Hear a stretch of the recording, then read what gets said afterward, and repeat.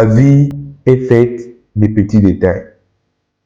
La plupart des gens négligent l'effet de connaître plusieurs langues, alors que être polyglotte, c'est un grand avantage dans ta vie professionnelle, mais aussi dans ta vie quotidienne.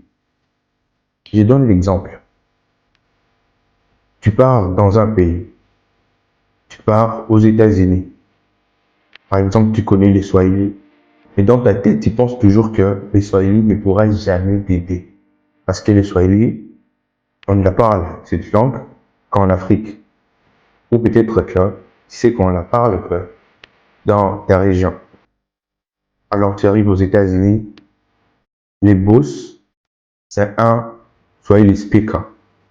C'est un type qui parle le Swahili, mais pas bon en anglais. Mais il a sa boîte aux États-Unis.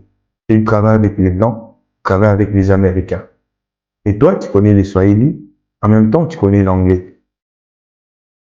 Quel est ton avantage alors? Ton avantage est que tu seras les ponts entre les chefs et les employés. Déjà, tu vois l'avantage de connaître une langue. Peu importe quelle langue. Même les turkish, même les français, toutes les langues sont importantes et une langue peut t'aider partout au monde. C'est pas parce qu'on parle une langue dans une seule région que cette langue ne peut pas t'aider partout au monde.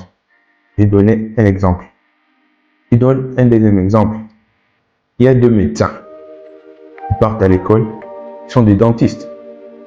Ils poursuivent leur cursus scolaire.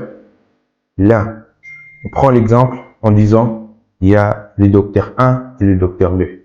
Le docteur 1 est très focus à l'école. Il ne fait qu'étudier les choses qui concernent la médecine. Il est bon en ce qu'il fait.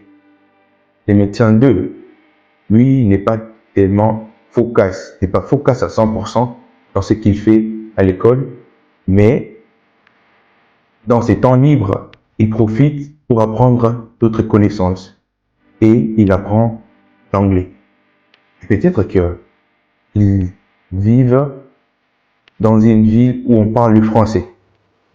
Un jour, ils sont déjà des docteurs, ils travaillent, ils pratiquent déjà. Et un patient arrive, un Américain, un anglophone. Il arrive dans l'hôpital.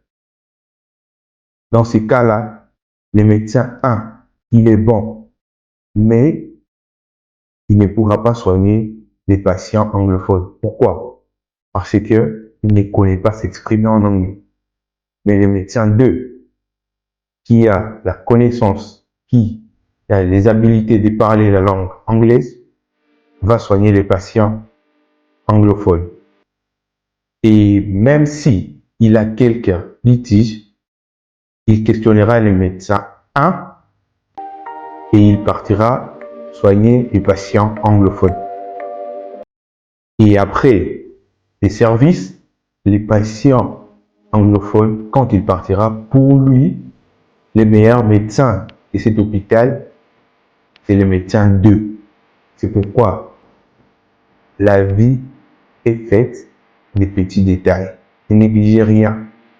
Pour le moment, si tu as l'opportunité, la possibilité d'apprendre une langue, peu importe dans quelle région, si tu as la possibilité d'apprendre une compétence, une connaissance, peu importe ce que tu peux apprendre, il est temps d'apprendre.